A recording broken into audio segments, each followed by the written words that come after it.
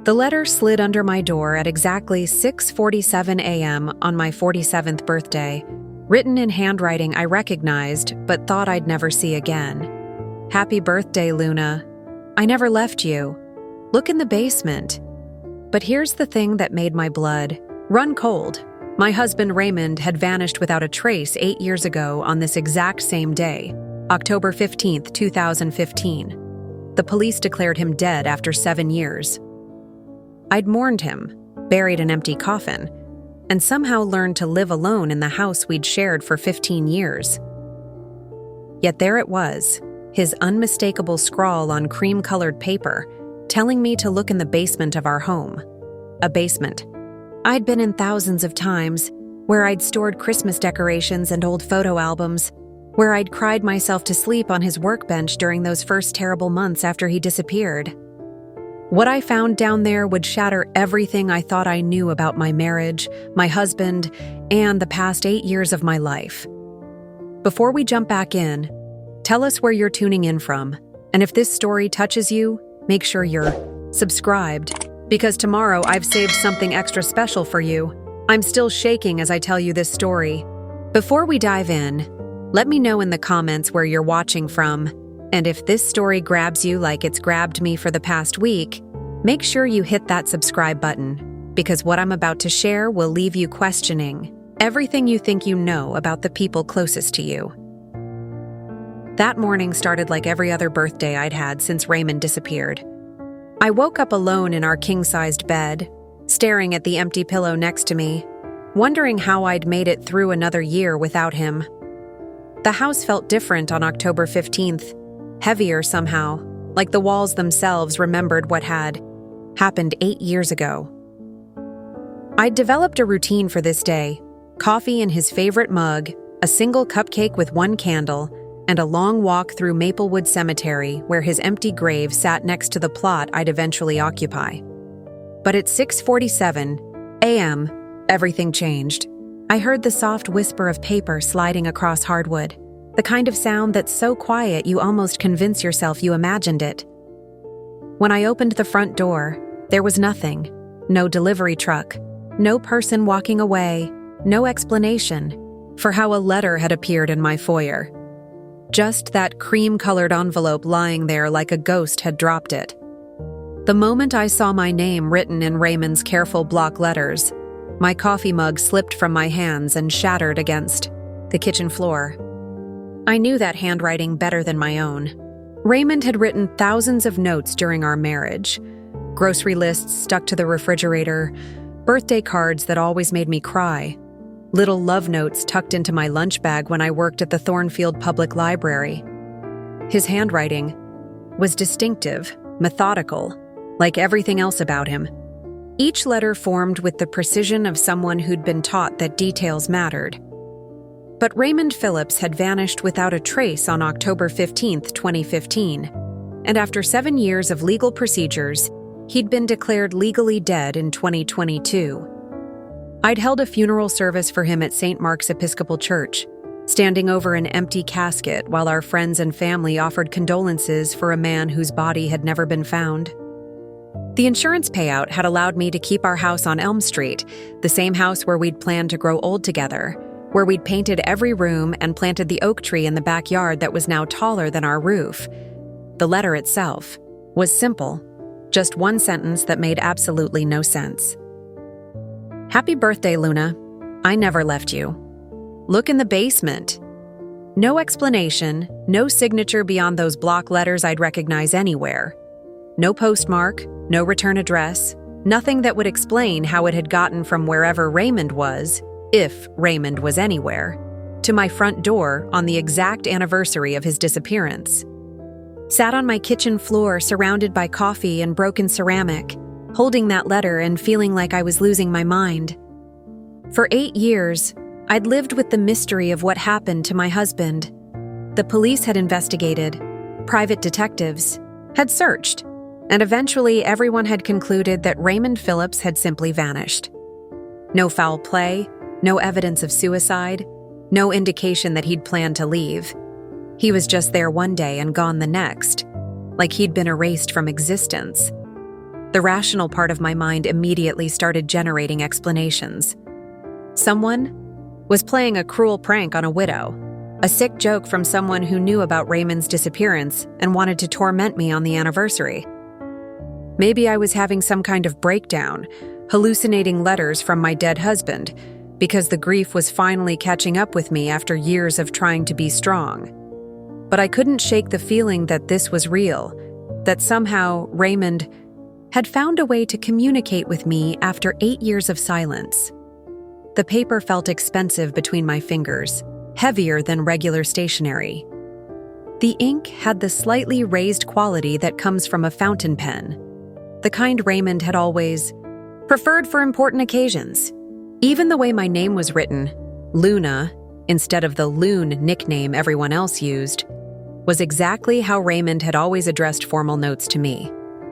I found myself studying every curve and line of those letters, comparing them to samples of Raymond's handwriting I'd kept in a shoebox in our bedroom closet.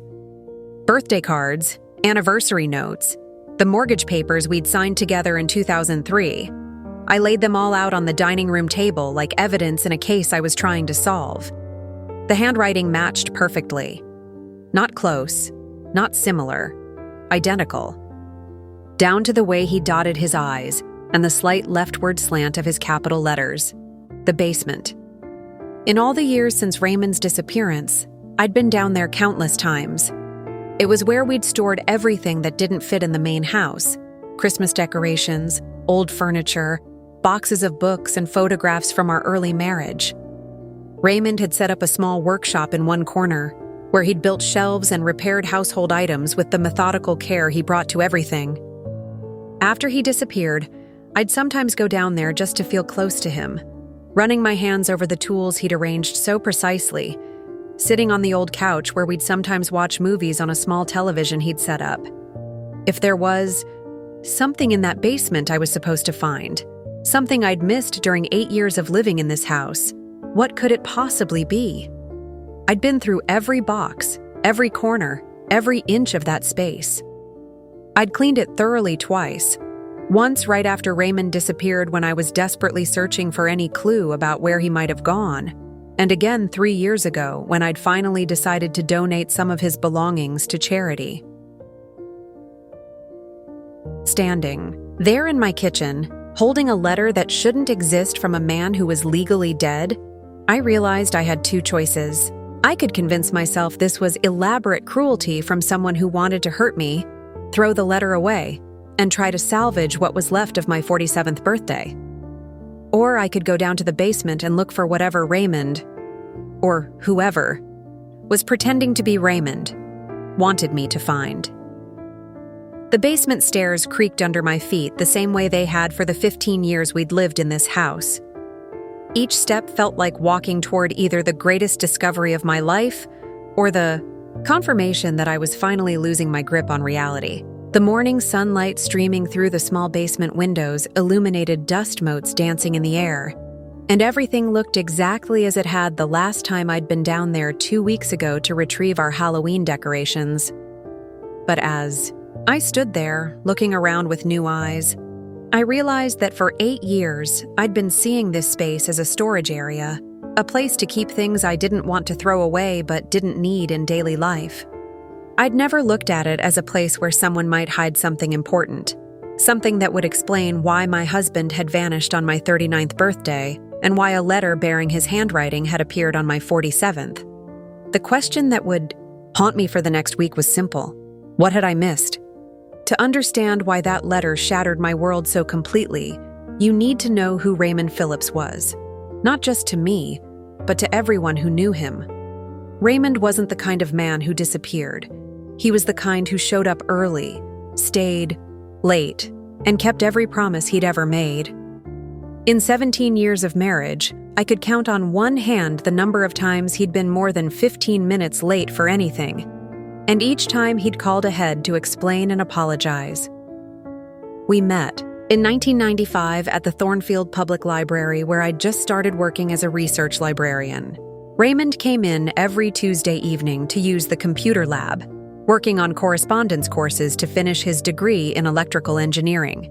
He was 31 then, older than most of the students I helped, with calloused hands and a quiet intensity that drew me in from our first conversation. While other patrons treated the library like a place to pass through, Raymond treated it like sacred space, speaking in whispers, carefully returning books to their exact locations, always thanking me for the smallest assistance. Our courtship unfolded slowly, built on shared Tuesday evenings and conversations that started about coursework and gradually expanded to cover everything else. Raymond had grown up in foster care, aging out of the system at 18 with nothing but a high school diploma and an unshakable belief that education could change his life. He'd spent his 20s working construction during the day and taking night classes whenever he could afford them, determined to build a stable life that would attract the kind of woman he wanted to marry. Preparing and narrating this story took us a lot of time, so if you are enjoying it, subscribe to our channel. It means a lot to us. Now back to the story. That woman, he told me 6 months after our first date, was someone intelligent and kind. Someone who understood that love was built through consistent actions rather than grand gestures. Someone who wouldn't mind that he'd rather spend Saturday night playing Scrabble at home than going out to crowded restaurants. Someone who would appreciate a man who showed his affection by fixing leaky faucets, remembering important dates, and leaving little notes in unexpected places. I fell in love with Raymond's reliability, the same way most people fall in love with passion or excitement. There was something deeply comforting about being with someone who meant exactly what he said, who followed through on every commitment, who built our relationship like he built everything else, with careful planning, quality materials, and attention to details that would matter years later. When Raymond said he'd call at 7, the phone rang at 7. When he promised to pick me up after work, he was waiting in the library parking lot 5 minutes early. When he said he loved me, I never doubted it for a second. We married in 1998 in a small ceremony at St. Mark's Episcopal Church, the same church where I'd eventually hold his memorial service. Raymond wore a suit he'd saved for 3 months to buy, and I wore my grandmother's dress, altered to fit by a seamstress Raymond had found who charged half the price of the bridal shops. Our honeymoon was a long weekend at a bed and breakfast in the mountains, where Raymond had researched hiking trails and local restaurants with the same thoroughness he brought to everything else. The house on Elm Street became available in 2003, a 2-story colonial with good bones but cosmetic problems that kept the price within our reach. Raymond saw potential where I saw overwhelming work, rooms that needed paint, hardwood floors that required refinishing, a kitchen that belonged in the 1970s. Over the next 5 years, he transformed that house into our dream home, working evenings and weekends with a patience I sometimes envied. Every project was planned meticulously, executed perfectly, and completed exactly when he'd promised it would be. Raymond's workshop in the basement became his sanctuary, organized with the precision of someone who understood that having the right tool in the right place could mean the difference between success and failure. His workbench was arranged like a shrine to efficiency. Hand tools arranged by size and function. Power tools maintained according to schedules he'd written in a notebook. Hardware sorted into clear containers and labeled with his careful block lettering. I used to joke that his workshop was cleaner than most people's kitchens, but Raymond never laughed at those jokes. His workspace reflected his values: respect for quality, preparation for any possibility, and the belief that taking care of your tools meant they'd take care of you.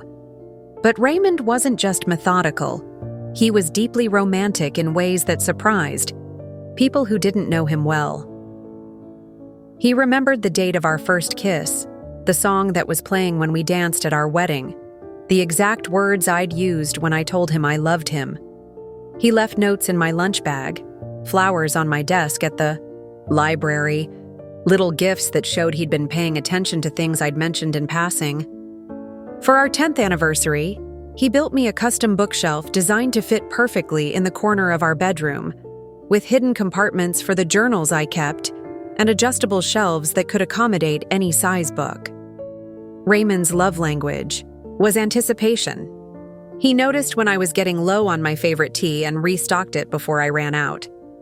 He scheduled oil changes for my car, updated our insurance policies, and maintained a household budget that ensured we could handle unexpected expenses without stress. Living with Raymond meant living in a world where problems were solved before they became crises, where birthdays and anniversaries were celebrated with gifts that proved he'd been listening, where I never had to wonder whether he'd remember something important to me. That's why his disappearance was so impossible to accept. Raymond didn't forget important dates. He'd been planning my 39th birthday celebration for weeks, mentioning restaurants he wanted to try and asking subtle questions about what kind of cake I preferred. The morning of October 15th, 2015, he'd brought me coffee in bed and told me he had something special planned for dinner. He'd kissed my forehead, told me he loved me, and left for work at Cascade Electronics, where he'd been employed as a senior technician for 8 years. Raymond never missed work without calling. He never broke promises. He never left problems unsolved or projects unfinished.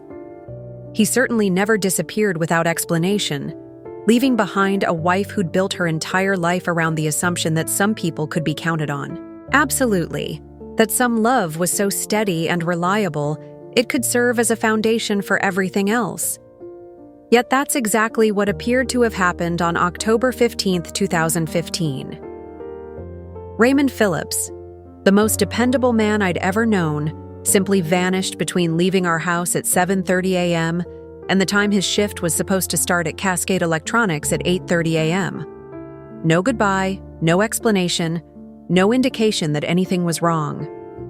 Just gone. As if the universe had decided to play a cruel joke on a woman who'd built her life around the belief that consistency and commitment could conquer any challenge. For 8 years, I'd tried to reconcile the Raymond I'd married with the man who could abandon everything we'd built together. I'd searched for signs I'd missed, problems I'd ignored, indications that our marriage wasn't as solid as I'd believed. But every memory, every note he'd left, every project he'd completed with such care seemed to contradict the idea that he'd chosen to leave. The Raymond who'd spent 5 years restoring our house to perfection wasn't the same person who would walk away from it without a word. The letter sliding under our door that morning suggested that maybe, just maybe, I'd been right about who Raymond really was. Maybe the disappearance that had never made sense was finally about to be explained by the one person who could provide answers. Maybe my husband really had never left me at all. October 15th, 2015 started like every other birthday I'd celebrated. With Raymond, with coffee brought to me in bed at exactly 6:30 a.m., served in the handmade ceramic mug he'd given me for our second anniversary. Raymond stood by our bedroom window in his work clothes, already showered and ready for his day at Cascade Electronics, watching me with that quiet smile that meant he was planning something special. "Happy birthday, beautiful," he said, settling onto the edge of our bed as I sat up against the pillows. "39 looks good on you." He handed me a small wrapped box, the kind that usually contained jewelry, though Raymond's gifts were never predictable. Inside was a vintage library stamp, the kind used to mark due dates in books, with property of Luna Phillips engraved. On the handle, "For your personal collection," he explained, kissing my temple. "Now you can officially claim ownership of all those books you're always rescuing from the donation pile." It was perfect, thoughtful in the way that only Raymond could manage, showing he'd been paying attention to my habit of bringing home library discards that I couldn't bear to see thrown away.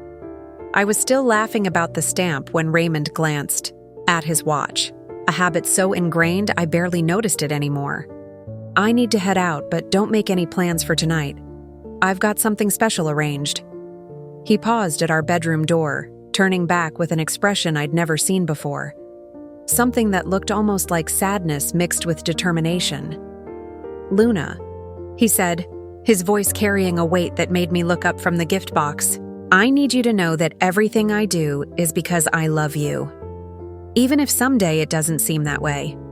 Remember that, okay?" At the time, I thought he was being dramatic about whatever surprise he'd planned for dinner. Raymond had always been thoughtful about birthdays, but he sometimes worried that his practical gifts weren't romantic enough, that his quiet ways of showing love weren't sufficient. I'd assured him countless times that I preferred his consistent affection to grand gestures, but he still occasionally seemed uncertain about whether he was enough for me. "You're being silly," I told him, reaching out to straighten his collar, a morning ritual we'd shared for years. "I love you exactly as you are. Now go to work so you can come home and give me whatever surprise you're plotting." Raymond kissed me goodbye, a soft press of lips against my forehead that lingered longer than usual. "See you tonight, birthday." "Girl, I promise this will be a day you'll never forget." He was right about that, though not in the way either of us expected. I had the day off from the library, a birthday tradition Raymond had established early in our marriage, insisting that no one should work on their birthday unless absolutely necessary. My plan was simple: sleep in, run errands, maybe start reading. The novel that had been sitting on my nightstand for weeks. The kind of quietly perfect day that I'd learned to appreciate after years with someone who understood that happiness often came in unremarkable packages. By 10 a.m., I was dressed and ready to tackle my birthday errands when the phone rang. The caller ID showed Cascade Electronics, and I assumed it was Raymond calling to check in, maybe to give me hints about our evening plans. Instead, it was his supervisor, Margaret Chen, her voice tight with confusion. "Luna, I'm sorry to bother you, but is Raymond sick today? He didn't show up for his shift and he hasn't called in. That's not like him." The words didn't make sense. Raymond had left for work 3 hours earlier, dressed in his uniform polo, shirt and carrying the insulated lunch bag I'd packed for him the night before. He was supposed to start his shift at 8:30 a.m., and Raymond was never late, much less absent without calling. "He left for work at 7:30, I told Margaret, a cold feeling starting in my stomach. "Are you sure he's not there? Maybe he got called to a different job site?" "No, Luna. I've checked with everyone. No one's seen him today. His van isn't in the parking lot and he hasn't responded to any of our calls. I tried his cell phone, but it's going straight to voicemail." I hung up and immediately called Raymond's phone, hearing his voice on the voicemail greeting, "You've reached Raymond Phillips. Leave me a message and I'll get back to you as soon as possible." The same methodical, reliable voice that had promised to make this a birthday I'd never forget. By noon, I was driving the route between our house and Cascade Electronics, looking for Raymond's white van on every side street and parking lot. The drive took 12 minutes. I'd timed it myself dozens of times when I'd occasionally picked him up from work. There was no logical reason for Raymond to be anywhere else. No stops he made regularly, no friends he visited on the way to work. At 1 p.m., I called the Thornfield Police Department. Officer Janet Morrison took my report with the kind of professional courtesy that barely concealed her skepticism. "Adult men," she explained, "didn't usually disappear without reason. Had we been fighting? Were there financial problems? Was it possible Raymond had simply decided to take a day off without telling his employer?" Each question felt like an insult to the marriage I'd built with a man who communicated everything, who'd never made a major decision without discussing it with me first. But I answered them all, explaining that Raymond had been normal that morning, that he'd given me a birthday gift and promised a special evening, that disappearing without explanation was completely contrary to his character. "We'll put out a bolo for his vehicle," Officer Morrison assured me. But in cases like this, there's usually a reasonable explanation. Maybe he had a medical emergency, or his van broke down somewhere without cell service. Try not to worry yet. But I was already past worry and moving toward panic. I spent the afternoon calling everyone we knew: Raymond's co-workers, our neighbors, the handful of friends we'd maintained from our early marriage. No one had seen him. No one had received any unusual calls or messages. Everyone expressed the same disbelief. Raymond Phillips didn't just disappear. By evening, when Raymond should have been presenting whatever birthday surprise he'd planned, I was sitting in our living room with two police officers who were asking me to provide a recent photograph and a detailed description of what Raymond had been wearing when he left for work. The birthday dinner reservation he'd made at Romano's Italian restaurant went unfulfilled. The table held until 9 p.m. before the hostess finally gave it away. The next 48 hours passed in a blur of phone calls, police reports, and growing certainty that something terrible had happened to my husband. Raymond's van was found on the third day, parked behind the abandoned warehouse on the industrial side of Thornfield, keys still in the ignition, his lunch bag untouched on the passenger seat. No signs of struggle, no evidence of foul play, no indication of where Raymond had gone or why he'd left his vehicle in such an unlikely location. The police investigation that followed revealed nothing that made sense. Raymond's bank accounts were untouched. He hadn't withdrawn money or made any unusual purchases. His credit cards showed no activity after his normal morning stop for gas on his way to work. His cell phone had gone dead or been turned off somewhere near the warehouse where his van was found, providing no additional clues about his movements. Security cameras in the area were either non-functional or positioned to miss the crucial angles. The warehouse had been empty for months, used occasionally by homeless individuals seeking shelter, but no one remembered seeing Raymond or his van. It was as if my husband had simply materialized in that parking lot and then evaporated, leaving behind only his vehicle and a growing list of unanswered questions. The hardest part wasn't the mystery itself. It was the way Raymond's disappearance contradicted everything I knew about the man I'd married. This was someone who left notes when he ran to the grocery store, who called if he was going to be 15 minutes late, who'd spent 17 years proving that I could depend on him absolutely. The idea that he would abandon me on my birthday, leaving behind no explanation and no way to contact him, was impossible to reconcile with the Raymond who'd brought me coffee in bed that morning and promised to make the day unforgettable. For weeks, I kept expecting him to walk through our front door with a reasonable explanation, a medical emergency that had caused amnesia, a kidnapping he'd managed to escape, some scenario that would restore my faith in the man I'd married and the life we'd built together. But as days turned into months and months turned into years, I was forced to accept that Raymond Phillips had vanished as completely as if he'd never existed at all.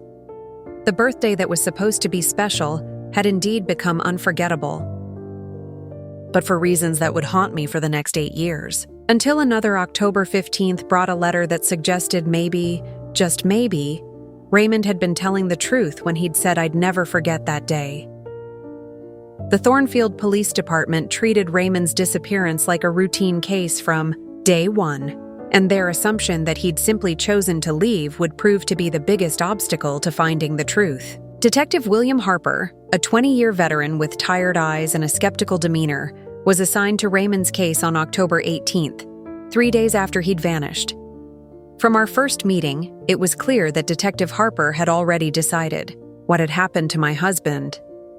"Mrs. Phillips," Harper said, settling into his chair with the weary air of someone who'd heard this story countless times before, "I need you to understand that 90% of missing person cases involving adult males resolve themselves within the first week. Usually there's a simple explanation: financial trouble, marital problems, or just a man who decided he needed a change of scenery.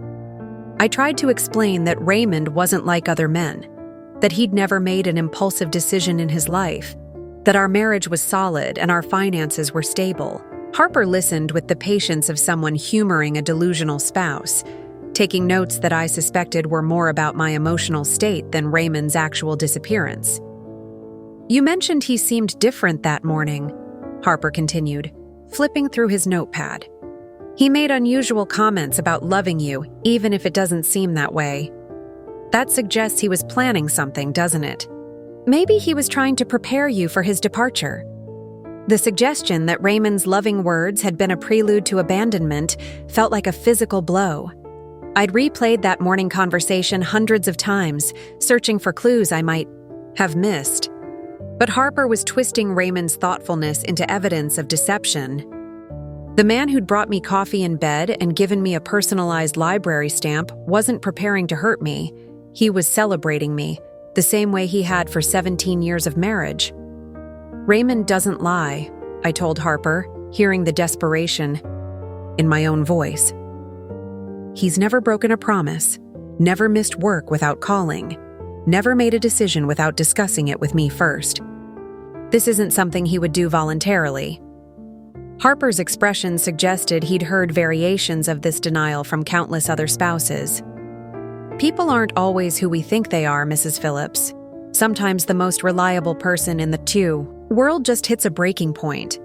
Maybe there were pressures you weren't aware of, debts he was hiding, or situations that made him feel like he had no other choice." The detective's investigation over the following weeks seemed designed to prove his theory rather than explore alternatives. He interviewed Raymond's co-workers at Cascade Electronics, asking questions that focused on whether Raymond had seemed stressed, whether he'd mentioned wanting to make changes in his life, whether anyone had noticed signs that he was planning to leave. When Margaret Chen and other colleagues insisted that Raymond had been his usual steady self, Harper seemed to interpret their responses as evidence that Raymond had been hiding his true feelings. Harper also scrutinized our marriage with an intensity that felt invasive and insulting. He asked about our sex life, our financial arrangements, whether we'd discussed having children, whether I'd noticed Raymond becoming distant or secretive. Each question implied that our relationship had been less solid than I believed, that Raymond's disappearance was the logical result of problems I'd been too naive to recognize. "Sometimes," Harper explained during one particularly frustrating interview, "the person who seems the most stable is actually the one carrying the most pressure. They keep everything inside until they just can't handle it anymore. Then they make a dramatic exit, leaving everyone shocked because they hid their struggles so well." The physical evidence that emerged during the investigation only reinforced Harper's assumptions. The abandoned warehouse where Raymond's van was found had no security cameras, no witnesses, and no logical connection to Raymond's life or routine. Rather than treating this as suspicious, Harper saw it as proof that Raymond had chosen the location specifically because it would be difficult to trace his movements from there.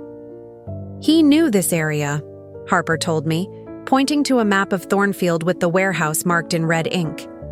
"Your husband worked construction before he went into electronics, right? He would have been familiar with industrial areas like this, places where someone could abandon a vehicle without it being noticed immediately." The fact that Raymond's lunch bag was untouched in the van became evidence that he'd been too emotional to eat, rather than indication that something had happened to him before lunchtime. The keys left in the ignition suggested he'd been in a hurry to disappear, not that he'd been forced to abandon the vehicle under duress. Every piece of evidence was interpreted through the lens of voluntary departure rather than foul play. When I pressed Harper about other possibilities, kidnapping, medical emergency, accident, he dismissed them with practiced efficiency. No ransom demands had been made, no hospitals had admitted a John Doe matching Raymond's description, and no accidents had been reported on his route to work. The simplest explanation, according to Harper, was usually the correct one. Raymond Phillips had decided to start a new life somewhere else. "I've seen this pattern dozens of times," Harper assured me during our final official meeting, 6 weeks after Raymond's disappearance. "A man hits middle age, feels trapped by his responsibilities, and convinces himself that running away will solve his problems. Usually they contact their families after a few months, once they realize that starting over isn't as easy as they imagined." The case was officially downgraded from active investigation to open but inactive after 3 months, meaning that Harper would follow up on any new leads, but wouldn't be actively searching for Raymond. I was given a case number to reference if Raymond ever contacted me or if his body was discovered, as if those were the only 2 possible outcomes. The FBI's response was even more dismissive. When I contacted the Bureau's Missing Persons Unit, Agent Patricia Vance explained that federal involvement was only warranted in cases involving evidence of interstate crime or kidnapping. Since Raymond's disappearance showed no signs of foul play and he'd left no indication of being taken against his will, it remained a local matter. "Mrs. Phillips," Agent Vance said during our brief phone conversation, "I understand this is difficult for you, but the evidence suggests your husband left voluntarily. Adult Americans have the right to disappear if they choose to, and law enforcement can't force someone to maintain contact with their family if they don't want to." Even the private investigators I eventually hired seemed influenced by the official assumption that Raymond had chosen to leave. Marcus Kane, the first PI I contacted, spent 2 weeks reviewing the police file before concluding that Harper's investigation had been thorough and his conclusions sound. Kane's report, which cost me $3,000, essentially echoed the police department's findings. Raymond Phillips had most likely staged his own disappearance and was living under a new identity somewhere beyond the reach of local authorities. The second private investigator, Sarah Chen, was more sympathetic but no more successful. She spent 6 months following leads that went nowhere, tracking credit card numbers that had never been used, investigating sightings of Raymond in neighboring states that turned out to be cases of mistaken identity, exploring the possibility that Raymond had been the victim of identity theft or financial fraud. When Chen finally closed her investigation, she admitted that Raymond's disappearance was one of the most puzzling cases she'd ever encountered, but she couldn't find evidence to support any theory other than voluntary departure. The institutional failure to take Raymond's disappearance seriously created a cycle of frustration that would define the next 8 years of my life. Every official response reinforced the assumption that I was a naive wife who'd been abandoned by a husband I'd never really known. Every failed investigation added to the impression that Raymond had simply been better at hiding his intentions than I'd been at recognizing them. The Social Security Administration eventually stopped sending Raymond's earnings statements to our house, assuming he was receiving them at a new address he'd provided directly to them. The IRS sent notices about unreported income that suggested Raymond might be working under his Social Security number in another state, but they couldn't or wouldn't provide details about where those earnings were being reported. Even our insurance company seemed to assume that Raymond would eventually resurface and make a claim for benefits, keeping his policy active for 2 years before finally canceling it for non-payment. When I called to ask about survivor benefits, I was told that Raymond would need to be declared legally dead before any death benefits could be paid, a process that couldn't begin until he'd been missing for 7 years. Every interaction with officialdom reinforced the same message. Raymond Phillips had chosen to disappear, and everyone except his delusional wife understood this basic fact. The man I'd married, the reliable husband who'd never broken a promise or missed a commitment, had somehow managed to fool everyone who knew him about his true character and intentions. By the time I found that letter under my door 8 years later, I'd grown accustomed to being seen as the wife who'd been too blind to recognize her husband's dissatisfaction. The institutional assumption that Raymond had abandoned me had become so deeply entrenched that even I sometimes wondered if everyone else was right and I was simply too stubborn or naive to accept the truth. But that letter, written in Raymond's unmistakable handwriting, suggested that maybe I'd been right all along. Maybe the institutions that had failed to find my husband had been looking in all the wrong places. Maybe Raymond really had never left me, and the basement held the proof I'd been searching for all these years. After the official investigation stalled and the private detectives exhausted their leads, I realized that if anyone was going to find the truth about Raymond's disappearance, it would have to be me. I spent the next 3 years conducting my own investigation, driven by a stubborn refusal to accept that the man I'd married for 17 years had simply decided to abandon everything we'd built together.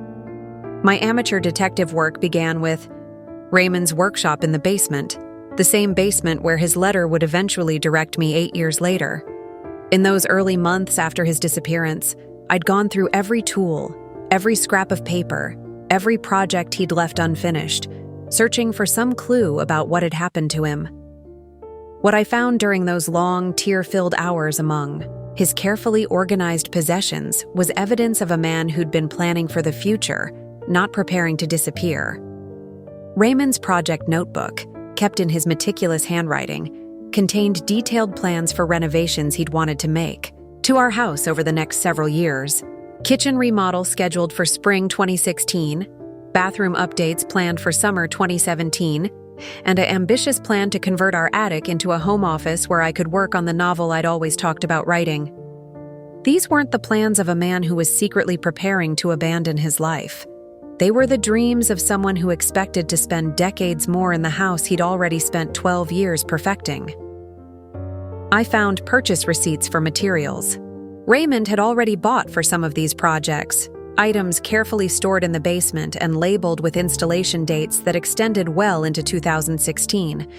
A bathroom vanity still in its original packaging, tile samples he'd been comparing, for the kitchen backsplash, energy-efficient windows he'd ordered for the living room but hadn't had time to install.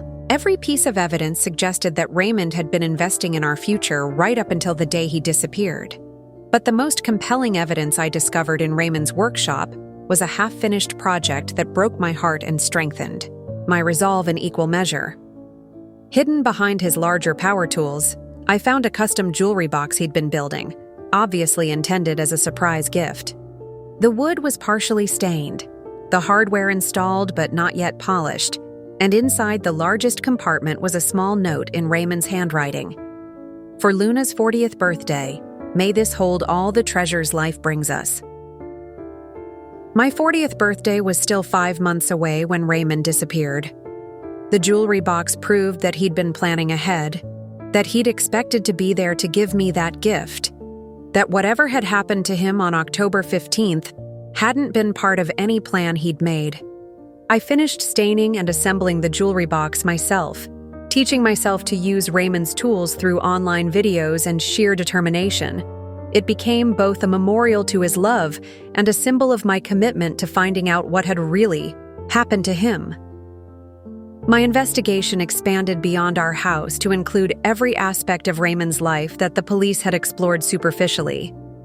I spent hours at Cascade Electronics, talking to his co-workers during their lunch breaks and after their shifts, asking questions that went deeper than Detective Harper's cursory interviews. What I learned painted a picture of a man who'd been completely normal in the weeks before his disappearance, but who might have stumbled onto something that put him in danger. Margaret Chen, Raymond's supervisor, revealed details that she hadn't thought to mention to the police. In the month before Raymond disappeared, he'd been assigned to several unusual jobs: service calls at locations that weren't regular Cascade customers, emergency repairs that had taken him to industrial facilities on the outskirts of town, orders that had come through channels Margaret didn't recognize. I remember thinking it was strange, Margaret told me during one of our conversations in the Cascade parking lot. Raymond was our most experienced technician, so he usually got the complicated residential jobs or the regular commercial accounts. But suddenly, he was being sent to these industrial sites I'd never heard of, working on electrical systems that seemed outside our normal scope. Margaret showed me Raymond's work orders from those final weeks, documents that Detective Harper had never requested. The addresses were all in the industrial district where Raymond's van had eventually been found, and the job descriptions were vague: electrical assessment, system evaluation, emergency consultation. When I called the phone numbers listed on these work orders, half of them were disconnected, and the other half claimed to have no record of requesting Cascade services. I hired a new private investigator, Donald King, specifically to look into these unusual work assignments. King was a former police detective who'd left the force after disagreeing with his department's handling of several cases, and he approached Raymond's disappearance with the skepticism of someone who'd seen how easily investigations could be mishandled. King's research revealed that several of the facilities where Raymond had been sent for those mysterious jobs were connected to a company called Industrial Solutions, Inc., a vaguely named business that operated out of a small office downtown but seemed to have contracts with various manufacturing and warehousing operations throughout the region. When King tried to investigate Industrial Solutions directly, he discovered that the company had ceased operations just 2 weeks after Raymond's disappearance, leaving behind nothing but an empty office and a disconnected phone line. This is starting to look less like a man who chose to disappear and more like someone who saw something he shouldn't have, King told me during one of our meetings. Those work orders were legitimate. Someone wanted your husband at those specific locations. The question is whether Raymond realized he was being set up or if he walked into something dangerous without knowing it. King's investigation also uncovered financial irregularities that Detective Harper had missed or ignored. Industrial Solutions, Inc. had paid Cascade Electronics unusually large fees for Raymond's services during those final weeks, amounts that were far higher than typical service calls would warrant. When King traced the payment records, he discovered that the checks had been drawn on accounts that were closed shortly after Raymond's disappearance, making it impossible to determine who had actually been paying for his services. More disturbing was King's discovery that Raymond's van had been captured on security cameras in the industrial district several days before his disappearance, footage that the police had either never requested or never bothered to analyze.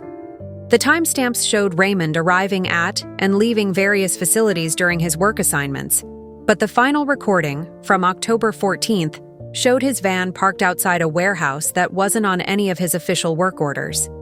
Your husband was conducting some kind of investigation of his own, King concluded after reviewing all the evidence. Something about those unusual jobs made him suspicious, and he was trying to figure out what was really going on. The question is whether someone realized what he was doing and decided to stop him. King's theory explained so much that had never made sense about Raymond's disappearance. It explained why he'd seemed thoughtful and slightly distant in his final weeks. Not because he was planning to leave, but because he was trying to solve a puzzle that was becoming increasingly dangerous. It explained the strange work orders and the mysterious payments. Most importantly, it explained why Raymond's van had been found in the same industrial area where he'd been sent for those suspicious jobs. But King's investigation came to an abrupt halt when he was contacted by federal agents who warned him that his inquiries were interfering with an ongoing investigation. The agents wouldn't provide details about what they were investigating or how it related to Raymond's disappearance, but they made it clear that King needed to cease his research immediately. I've never been told to back off a missing persons case, King told me during our final meeting.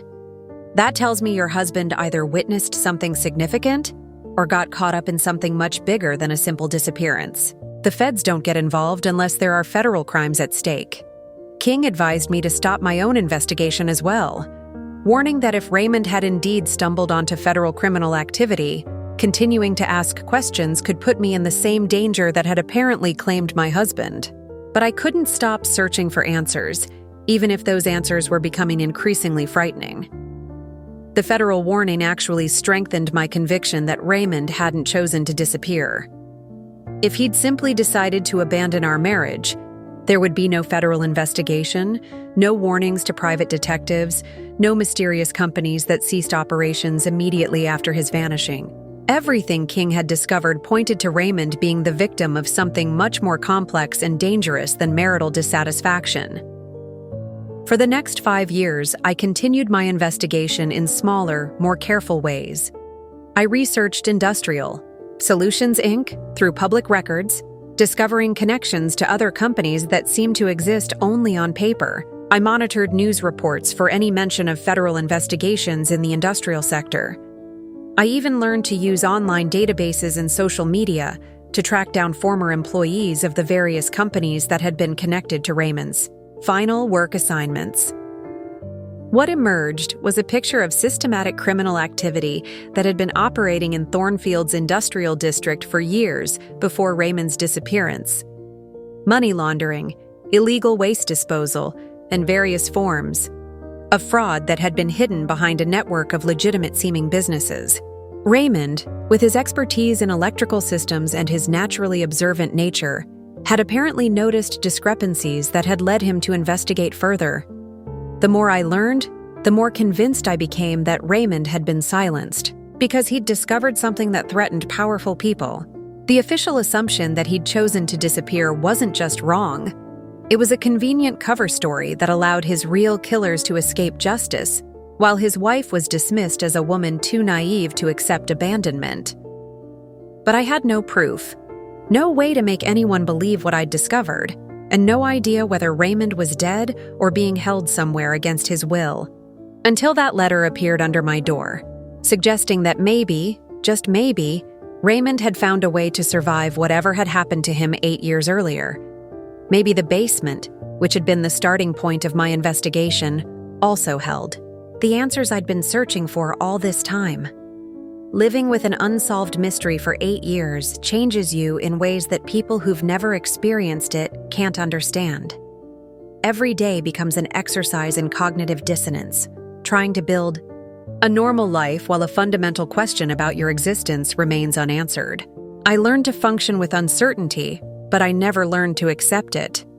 And that refusal to let go slowly consumed pieces of who I used to be. The first year after Raymond's disappearance was pure survival. I took extended leave from the Thornfield public library, spending my days cycling between frantic investigation and complete emotional collapse. Some mornings I'd wake up convinced that today would be the day Raymond walked through our front door with an explanation that made sense of everything. Other mornings I'd wake up certain he was dead, and I'd spend hours planning a funeral for someone whose body had never been found. My sister Evelyn moved in with me for 3 months during that first year, worried that I wasn't eating or sleeping enough to sustain basic life functions.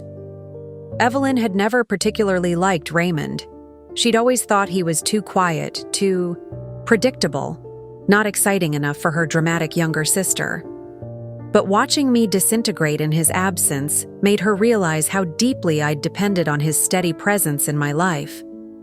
"You need to accept that he's gone," Evelyn would say during those long evenings when I'd sit at the kitchen table with Raymond's case files spread out like tarot cards I was trying to read.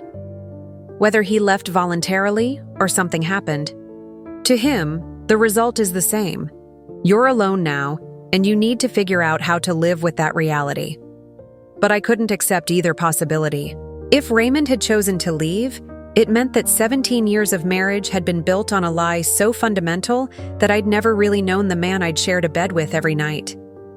If something had happened to him against his will, it meant that someone had stolen the most important person in my life and gotten away with it. Neither option offered the kind of closure that would allow me to move forward.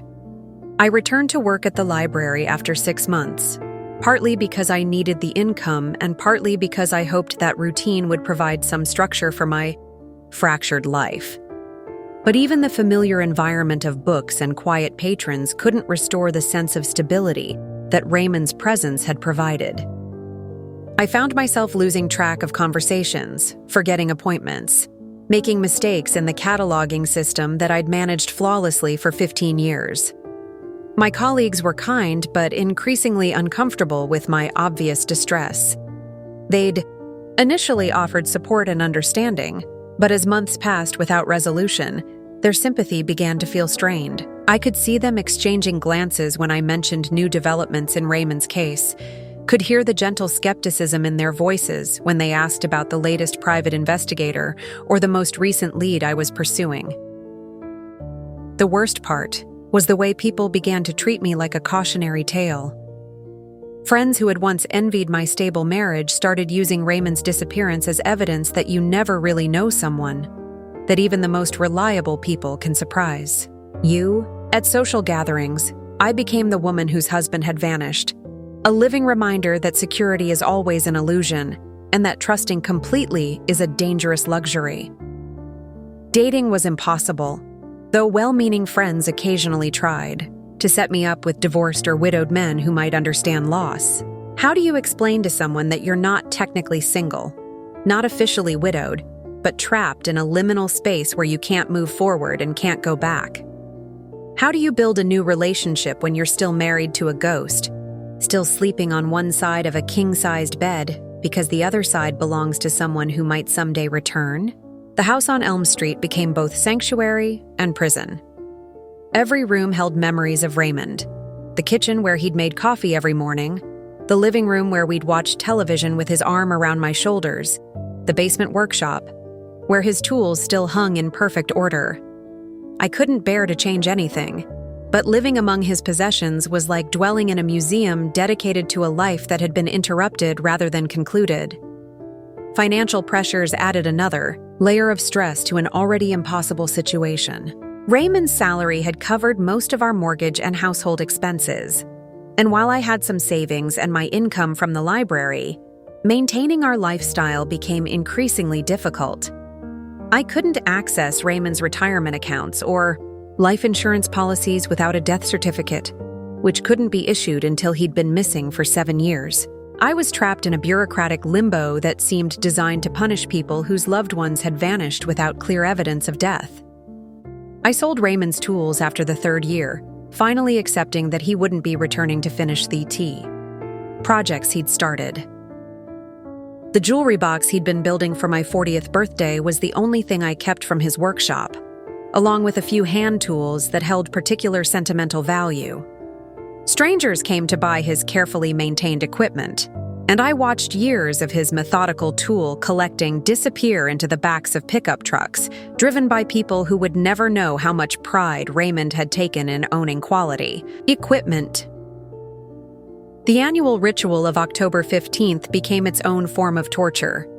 Every year on the anniversary of Raymond's disappearance, I'd wake up hoping that this would be the day he came home or the day I finally learned what had happened to him. I'd spend the morning visiting his empty grave at Maplewood Cemetery, the afternoon going through his case file one more time, and the evening sitting in our living room waiting for phone calls that never came. Friends stopped acknowledging the anniversary after the 4th year, uncomfortable with my inability to move on from a loss that had no clear resolution. I understood their discomfort. Grief is supposed to follow predictable stages, leading eventually to acceptance and healing. But how do you grieve someone who might not be dead? How do you accept a loss that might not be permanent? I was stuck in the first stage of grief, denial, because the situation itself remained genuinely ambiguous. Sleep became increasingly elusive as the years passed. I'd lie awake, listening for sounds that might indicate Raymond's return. Car doors closing in our driveway, footsteps on our front porch, keys turning in our lock. Every unexpected noise would send me to the window, heart racing with hope that would inevitably be disappointed. I started taking medication to help me sleep, but even medicated rest was filled with dreams where Raymond explained his absence, in ways that made perfect sense until I woke up and remembered that he was still gone. The hardest moments came during ordinary activities that reminded me how thoroughly my life had been intertwined with Raymond's. Grocery shopping became an exercise in futility. I'd find myself buying his favorite foods out of habit, then staring at them in my cart and wondering what I was planning to do with 2 steaks when I'd lost the appetite for cooking elaborate meals. I'd catch myself setting 2 places at the dinner table, making enough coffee for 2 people, buying Christmas gifts for someone who wouldn't be there to receive them. Holiday seasons were particularly brutal. Raymond had loved Christmas, spending weeks planning surprises and carefully selecting gifts that showed how well he knew me. Our tradition had been to decorate the tree together while drinking hot chocolate and listening to jazz music, a ritual that had marked the official beginning of the holiday season for both of us. I tried to maintain the tradition alone for the first few years, but decorating a Christmas tree by yourself when your husband has vanished is an exercise in masochism that I eventually abandoned. By the 5th year, I'd developed what my therapist called anticipatory grief, mourning someone who might be dead while simultaneously hoping they might be alive. It's a form of psychological torture that prevents proper healing because the loss can never be fully processed. I was grieving Raymond's absence while maintaining hope for his return, an emotional contradiction that kept me suspended between despair and optimism without allowing me to fully experience either. Friends and family began suggesting that I have. Raymond declared legally dead once the 7-year period expired, pointing out that the death certificate would allow me to access his benefits and insurance policies. But taking that step felt like betraying him, like giving up on possibilities. that might still exist. As long as Raymond remained officially missing rather than legally dead, there was still a chance that the story could have a different ending. The 7th anniversary, October 15th, 2022, carried special significance because it marked the legal threshold for declaring Raymond dead.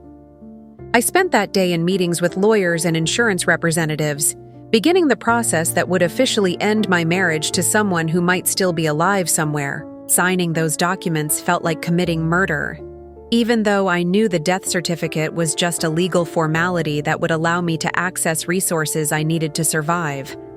But even with Raymond legally dead and his life insurance providing financial stability, I couldn't shake the feeling that the story wasn't over.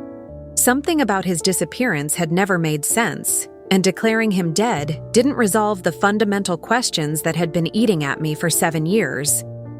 If anything, having the legal closure made the emotional ambiguity more pronounced. Raymond was officially dead, but I still didn't know if he was actually dead. And that distinction continued to matter in ways I couldn't explain to people who urged me to move on with my life. The 8th year brought a different kind of exhaustion. I was tired of being the woman whose husband had vanished, tired of living in a house full of memories, tired of maintaining hope for answers that might never come. I'd started making plans to sell the house on Elm Street and move somewhere new, somewhere without Raymond's presence lingering in every room. Maybe a fresh start in a different city would allow me to build a life that wasn't defined by an 8-year-old mystery. But deep down, I knew that moving wouldn't solve the fundamental problem. Wherever I went, I'd still be carrying the weight of unanswered questions, still wondering what had happened to the man who'd promised to make my 39th birthday unforgettable. Geography couldn't heal the kind of wound that comes from never knowing whether someone you loved chose to leave you or was taken from you against their will. That's the state I was in when the letter appeared under my door on October 15th, 2023, emotionally, exhausted, legally widowed, but still unable to accept that Raymond Phillips had simply vanished from existence, ready to give up hope, but not quite capable of letting go of the questions that had defined 8 years of my life. The letter under my door that morning represented everything I'd been hoping for and everything I'd been dreading for 8 years. Hope, because it suggested that Raymond might still be alive somewhere. Dread, because if he was alive and had been able to contact me, why had he waited 8 years to do so? Why had he allowed me to suffer through nearly a decade of uncertainty, legal proceedings, and the slow dissolution of everything we'd built together? Before we continue with what I found in that basement, I need you to understand something. If this story is resonating with you, if you've got someone missing from your life or questions that keep you awake at night, make sure you're subscribed to this channel. What I'm about to share next week builds on everything you're hearing today. And trust me, you won't want to miss where this goes. Now, back to that letter and the basement that was about to change everything. Standing in my foyer at 6:47 a.m., holding that impossible piece of paper, I realized I had reached a crossroads that would define the rest of my life. I could dismiss the letter as elaborate cruelty from someone who knew about Raymond's disappearance, throw it away, and continue with my plans to sell the house and start fresh somewhere new. Or I could descend into the basement one more time, search every inch of the space I thought I knew completely, and risk discovering something that would either vindicate 8 years of stubborn hope or confirm that I'd been living in denial about my husband's true character. The basement stairs seemed longer that morning than they had during the thousands of times I'd walked down them over the past 15 years. Each step carried the weight of accumulated questions, failed investigations, and the possibility that I was about to learn something that would reframe every assumption I'd made about my marriage and Raymond's disappearance. The familiar creak of the 7th step from the bottom sounded different somehow, more ominous, as if the house itself was warning me that some discoveries can't be undone. The basement looked exactly as it had the week before when I'd retrieved our Halloween decorations, boxes of seasonal items stacked along the walls, Christmas decorations stored in plastic containers with color-coded labels, old furniture covered with sheets and pushed into corners. Raymond's workbench remained exactly as he'd left it 8 years earlier, tools still arranged with his characteristic precision, projects he'd never finished gathering dust in the dim light filtering through small windows. But now I was looking at this familiar space with different eyes, searching for something I'd somehow missed during hundreds of previous visits. The letter had been specific. Look in the basement. Not, look for something in the basement or search the basement. Carefully. Just look in the basement, as if the answer would be obvious once I knew to look for it. I started with the areas I'd searched most thoroughly during the early months after Raymond's disappearance. His workbench, the tool cabinets, the storage shelves where we kept household supplies. I pulled out every drawer, examined every container, felt along the undersides of surfaces for anything that might have been hidden or taped in place. Nothing. The tools were exactly where they'd always been. The supplies were ordinary household items, and the workbench revealed no hidden compartments or secret messages. Moving to the storage areas, I began systematically going through boxes I'd packed and repacked dozens of times over the years. Christmas ornaments that Raymond had helped me select, photo albums documenting our early marriage, books we'd saved from college and never quite gotten around to rereading. Each box held memories but no revelations, familiar items that had been examined and re-examined countless times during my amateur investigation. It was when I moved to the section of the basement where we stored larger items, old furniture, exercise equipment Raymond had bought but rarely used, seasonal decorations that only came out once a year, that I noticed something I'd never paid attention to before. The concrete wall behind our old dining room table, which we'd replaced, 5 years into our marriage, but had never thrown away, looked different. Not obviously different, but subtly wrong in a way that made me stop and stare. The concrete blocks in that section of the wall weren't quite the same shade of gray as the blocks surrounding them. The mortar lines looked newer, less weathered than the mortar elsewhere in the basement. When I moved the dining room table away from the wall and examined the area more closely, I could see that several blocks had definitely been removed and replaced at some point, probably years ago based on the way the newer mortar had aged and settled. My heart started racing as I realized what I might be looking at. Raymond had built and renovated everything in our house with his own hands. If anyone would know how to remove and replace concrete blocks without leaving obvious evidence, it would be him. And if he'd wanted to hide something in our basement, creating a concealed compartment behind a false wall would be exactly the kind of methodical, thorough approach he'd bring to any project. I ran upstairs to retrieve tools from the kitchen, a hammer, a chisel, and a flashlight, knowing that I was about to either vindicate 8 years of investigation or discover that I'd become so desperate for answers that I was imagining evidence where none existed. Back in the basement, I began carefully chipping away at the mortar around the blocks that looked different, working slowly to avoid damaging whatever might be hidden behind them. The mortar came away more easily than I'd expected, confirming that it was indeed newer than the surrounding wall. As I removed the first block, my flashlight beam revealed not another layer of concrete, but empty space. A cavity that had been carefully created within the wall, lined with plastic sheeting to protect whatever was stored inside from moisture and deterioration. What I found in that hidden compartment took my breath away and confirmed that everything I'd believed about Raymond's disappearance had been correct.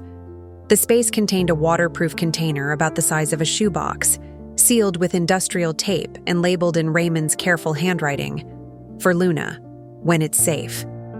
Inside the container were documents, photographs, electronic storage, devices, and a thick letter addressed to me in the same handwriting as the note that had directed me to the basement.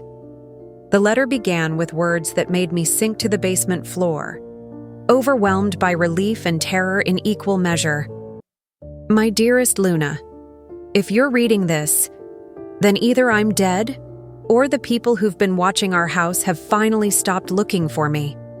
Either way, it means I can finally tell you the Truth about what happened on your 39th birthday and why I had to disappear.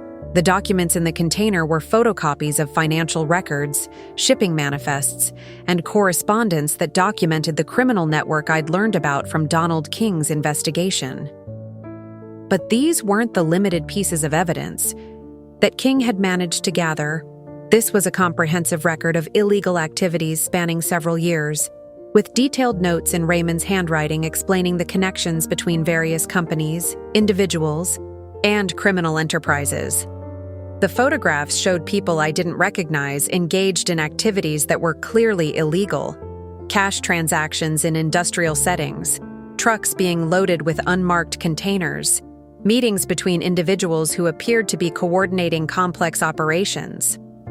Raymond had apparently been documenting these activities for months before his disappearance, building a case that would expose the entire network to federal authorities. But the most shocking items in the container were electronic storage devices, flash drives, and computer disks that Raymond had labeled with dates and locations.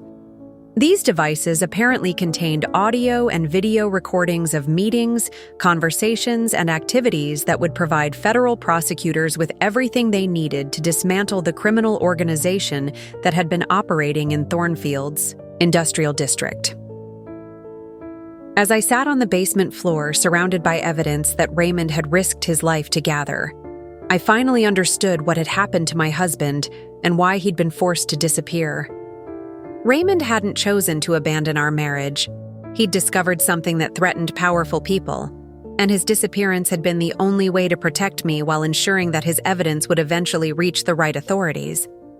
The letter explained that Raymond had been in contact with federal agents for months before his disappearance, working as an informant to gather evidence against the criminal network that had been using legitimate businesses as fronts for illegal activities. The unusual work orders that had sent him to various industrial sites hadn't been coincidences. They'd been opportunities for Raymond to document criminal activities under the cover of his legitimate electrical work. But something had gone wrong on October 14, 2015, the day before he disappeared. Raymond had discovered that his cover had been blown, that the criminals knew he was working with federal authorities, and that both of us were in immediate danger.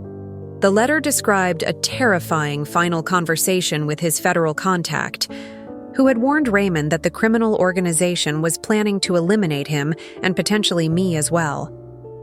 Raymond's disappearance hadn't been abandonment. It had been an attempt to draw the criminals away from our house and away from me. By vanishing without explanation, he'd made it appear that he'd either been killed by his criminal associates or had fled to avoid prosecution himself. Either story would remove me from the equation, making it clear that I had no knowledge of his activities and posed no threat to the criminal organization. The letter ended with an explanation that broke my heart and healed it simultaneously. Luna, I never wanted to leave you, and I never stopped loving you. Every day for the past 8 years, I've thought about coming home, but I couldn't risk bringing danger to your door. The evidence in this container will destroy the people who threatened us, but I couldn't reveal it until I was certain that doing so wouldn't put you at risk. If you're reading this letter, it means the situation has finally changed, and it's safe for the truth to emerge. Sitting in our basement, surrounded by evidence that vindicated 8 years of stubborn hope and explained 8 years of inexplicable abandonment, I realized that the story I thought had ended on October 15, 2015, was actually just beginning. Raymond had been protecting me all these years, and now he was finally ready to come home. Raymond's letter from the hidden compartment was 12 pages long, written in his familiar, careful handwriting, and it told a story that was both more complicated and more heartbreaking than anything I could have imagined during 8 years of speculation and investigation. As I read those pages by the light of my flashlight, sitting on the cold basement floor surrounded by evidence of my husband's courage and sacrifice, I finally understood why the man who'd never broken a promise had been forced to break the most important promise of all, the one to never leave me. The story began 6 months before Raymond's disappearance. In April 2015, When he'd been assigned to what seemed like a routine electrical inspection at a warehouse owned by Industrial Solutions, Inc. Raymond had performed thousands of similar inspections over his 8 years at Cascade Electronics, checking systems for safety compliance and identifying potential hazards. But this particular inspection had revealed something that changed both our lives forever. The electrical system in that warehouse was completely wrong, Raymond had written. Not just outdated or insufficient, deliberately modified to hide what was really happening in that building. Someone had installed a secondary electrical grid that wasn't connected to the main power supply, running high-capacity equipment that wouldn't show up on any utility bills. When I asked the site manager about it, he gave me explanations that made no sense technically. Raymond had initially planned to report the violations through normal channels, filing a safety report with the State Electrical Commission as he'd done countless times before. But something about the manager's nervous demeanor and the obvious attempts to rush him through the inspection had made Raymond suspicious enough to do additional research before submitting his report. That research had revealed that Industrial Solutions, Inc. was connected to a network of businesses that seemed to exist primarily on paper, with minimal legitimate operations but significant financial activity. The warehouse where Raymond had discovered the illegal electrical modifications was just one of several properties owned by companies that shared the same registered agents, the same law firm, and the same patterns of suspicious financial transactions. Should have filed my report and walked away, Raymond had written. But I kept thinking about all the times I'd seen news stories about criminal operations that had been allowed to continue because no one had been willing to ask difficult questions. I decided to do a little more investigating, just to make sure I understood what I was reporting. That decision to investigate further had led Raymond into a world he'd never imagined existed in our quiet town of Thornfield. Over the next several weeks, he'd used his electrical expertise as a reason to visit various properties owned by the network of suspicious companies, documenting electrical violations that were clearly designed to support illegal activities, high-capacity power supplies for equipment that wasn't visible during his inspections, electrical systems designed to be quickly dismantled and relocated, backup generators that suggested operations that couldn't afford interruptions.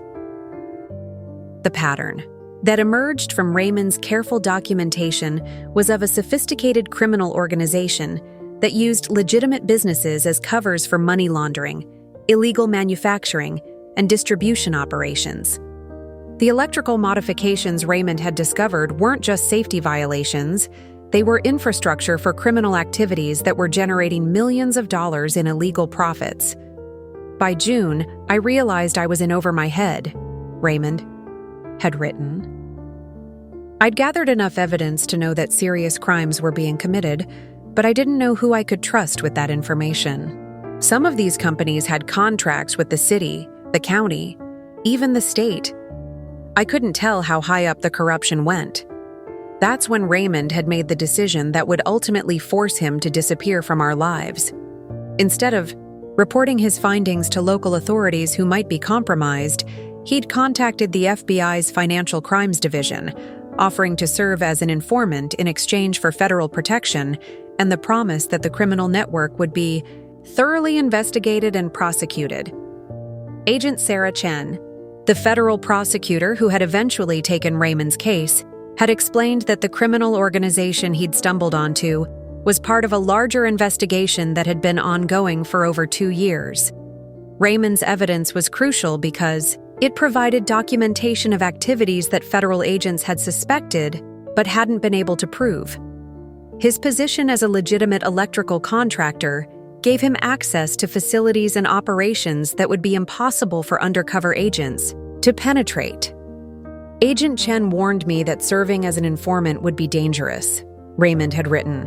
The people I'd be investigating had already demonstrated their willingness to eliminate potential witnesses, and if they discovered what I was doing, both of us would be at risk. She offered to relocate both of us immediately, but I couldn't. Bear the thought of forcing you to abandon your life at the library, your friends, everything you'd worked for in Thornfield. Instead, Raymond had agreed to continue his electrical work while secretly documenting criminal activities, with the understanding that he would maintain normal routines as much as possible to avoid arousing suspicion. For the next 4 months, he'd lived a double life, spending his days performing legitimate electrical inspections and his evenings organizing evidence that would eventually destroy one of the largest criminal organizations in the region. The unusual work orders that had puzzled his supervisor, Margaret Chen, had been part of Raymond's cover story. Legitimate electrical jobs that provided reasons for him to visit properties owned by the criminal network. But Raymond had been using those opportunities to photograph financial documents, record conversations, and document activities that proved the scope of the illegal operations. "I hated lying to you about where I was going and what I was doing," Raymond had written. "Every time you asked about my day, I wanted to tell you everything. But Agent Chen had made it clear that your safety depended on your complete ignorance of my activities. The people I was investigating wouldn't hesitate to use you as leverage against me if they knew you existed. The electronic devices I'd found in the hidden compartment contained months of recordings that Raymond had made during his undercover work. Conversations between criminal organization leaders discussing money laundering operations, drug distribution networks, and plans to expand their activities into neighboring states. Financial records showing millions of dollars being moved through legitimate businesses to hide the sources of illegal income. Photographs of meetings between corrupt officials and criminal organization members, documenting the scope of the conspiracy that had allowed these operations to flourish. But by October 2015, Raymond's careful investigation had begun to attract attention from the very people he was trying to expose. Someone within the criminal organization had noticed that facilities were being inspected more frequently than necessary, that electrical contractors were asking more questions than usual, and that sensitive information was potentially being documented by people who shouldn't have access to it. On October 14th, Agent Chen called to warn me that my cover had been blown, Raymond had written. Someone had identified me as a potential informant, and the criminal organization was planning to eliminate me within the next 24 hours. Chen offered to extract me immediately, but that would have left you completely vulnerable to retaliation. The choice Raymond had faced was impossible. Allow federal agents to relocate him to safety, which would leave me exposed to criminals who might torture or kill me to discover what I knew about his activities, or find a way to disappear that would convince the criminals he was no longer a threat, while also protecting me from their retaliation. Raymond had chosen a third option that demonstrated both his intelligence and his complete devotion to my safety. He would stage his own disappearance in a way that made it appear he'd either been killed by the criminal organization or had fled to avoid prosecution himself. Either story would remove me from the equation, making it clear that I had no knowledge of his undercover activities and posed no threat to the criminal enterprise. I spent that entire night writing this letter and organizing the evidence, Raymond had written. I knew that disappearing would break your heart, but I also knew that staying would get both of us killed. The only way to protect you was to make it appear that I was gone permanently, either dead or fled, so that the criminals would have no reason to target you. The morning of October 15th, my 39th birthday, Raymond had followed a carefully planned script designed to make his disappearance appear either voluntary or fatal. He'd driven to the industrial district where he'd been conducting his investigation, abandoned his van in a location where it would eventually be found, and then implemented an extraction plan that Agent Chen had prepared for exactly this kind of emergency. Walking away from our house that morning, knowing I might never see you again, was the hardest thing I've ever done, Raymond had written. But I couldn't bear the thought of criminals using you to force me to destroy the evidence that would bring them to justice. I love you too much to let that happen. Reading Raymond's letter in our basement, 8 years after the morning he'd kissed my forehead and promised to make my birthday unforgettable, I finally understood that he'd kept that promise in the most heartbreaking way possible. He'd made October 15th, 2015, a day I would never forget, not because of the celebration he'd planned, but because of the sacrifice he'd made to protect my life. The man I'd married hadn't abandoned me on my birthday. He'd saved me on my birthday, giving up everything he valued to ensure that I would survive what was coming next. But Raymond's letter revealed that his sacrifice had been even greater and his accomplishments even more significant than I could have imagined from the surface-level explanation of his undercover work. As I continued reading through those 12 handwritten pages, I discovered that my husband hadn't just disappeared to protect me. He'd spent the last 8 years living in federal witness protection while helping to dismantle one of the largest criminal enterprises in American history. The evidence containers I'd found in our basement wall represented only a fraction of what Raymond had accomplished during his months as an FBI informant. According to his letter, the documentation he'd gathered before his disappearance had provided federal prosecutors with enough evidence to begin a massive investigation that eventually exposed criminal operations in 12 states, leading to over 200 arrests and the seizure of more than $500 million in illegal assets. The warehouse where I first discovered the electrical violations was just the tip of the iceberg, Raymond had written. What I thought was a local criminal operation turned out to be a regional hub for a network that stretched from Canada to Mexico, moving everything from drugs to stolen art to illegal weapons. My electrical expertise gave me access to the infrastructure that made all of it possible. The criminal organization that Raymond had been investigating operated like a sophisticated corporation, with legitimate businesses serving as fronts for illegal activities that generated billions of dollars in annual revenue. The electrical modifications Raymond had discovered weren't just supporting local operations, they were part of a standardized system that the organization used in facilities across multiple states, allowing them to quickly establish and relocate illegal manufacturing and distribution centers. Raymond's documentation had revealed that the organization owned or controlled over 150 businesses across the region, from construction companies and trucking firms to restaurants and retail stores. These legitimate enterprises provided cover for money laundering operations, transportation networks for illegal goods, and employment for individuals who needed clean backgrounds while conducting criminal activities. But the most shocking revelation in Raymond's letter was the scope of official corruption that had allowed this criminal empire to operate for over a decade.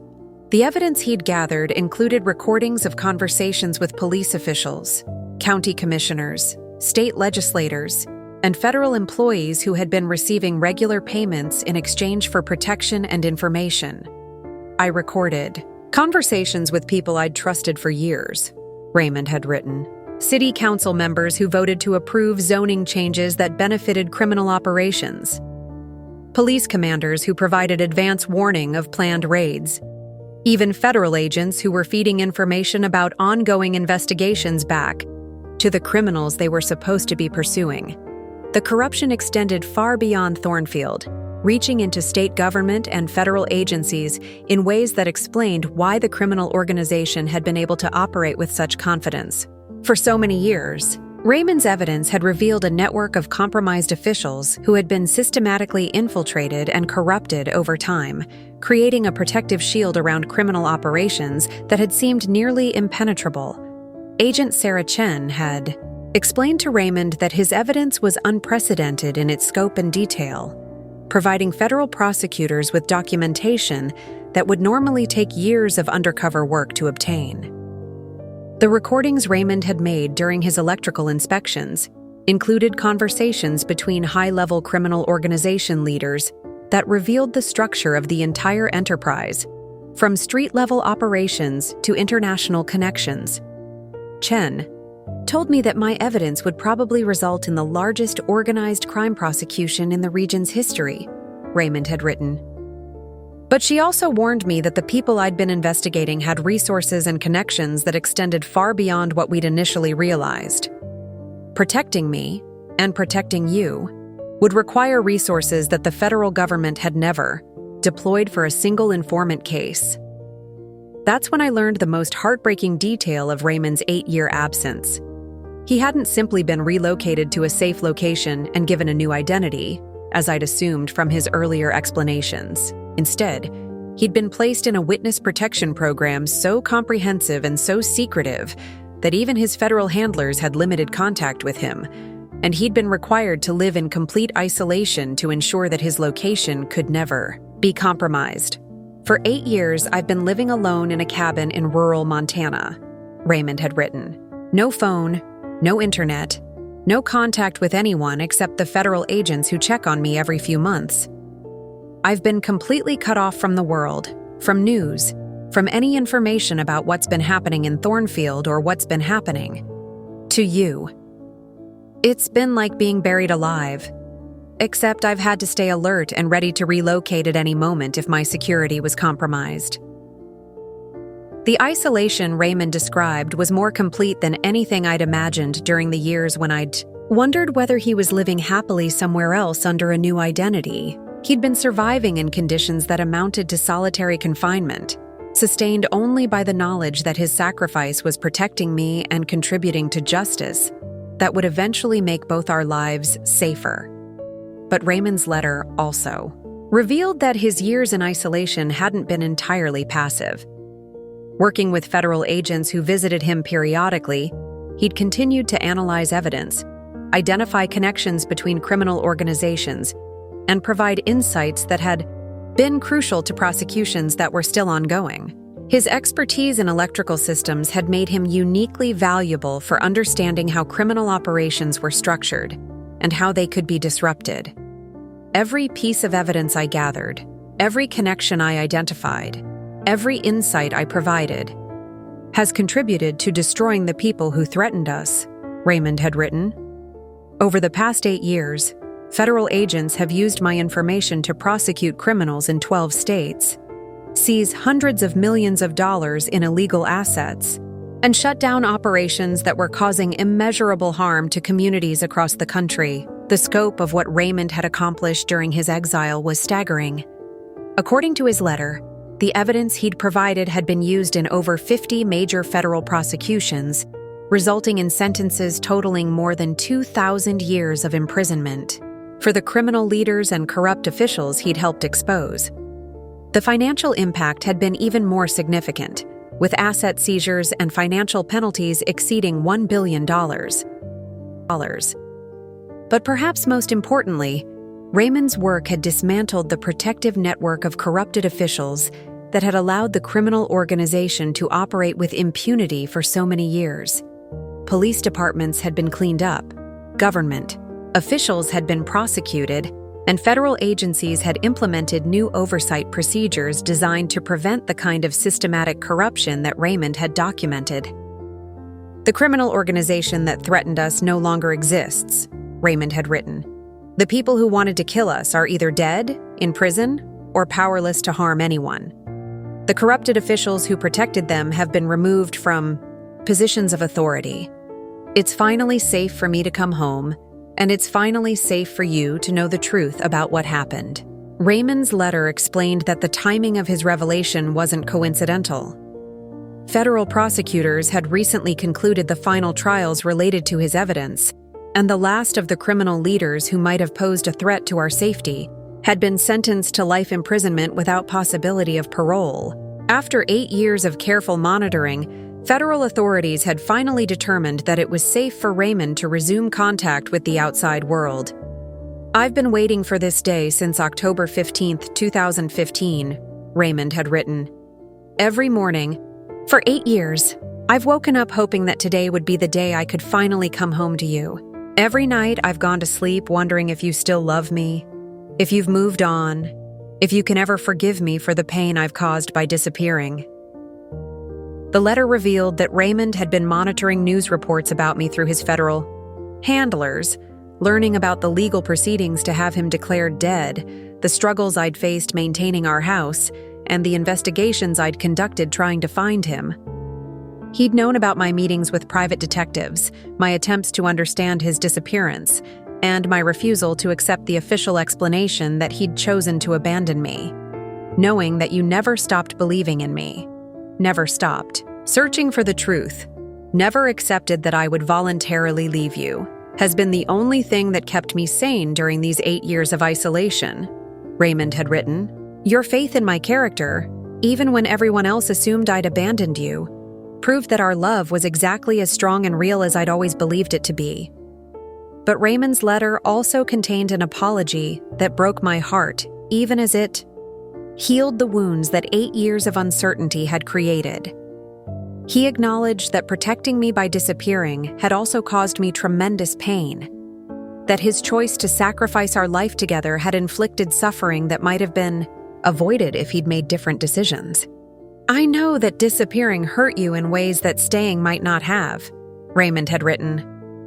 "I know that 8 years of uncertainty and grief might have been worse than whatever the criminals would have done to us if I'd stayed and fought.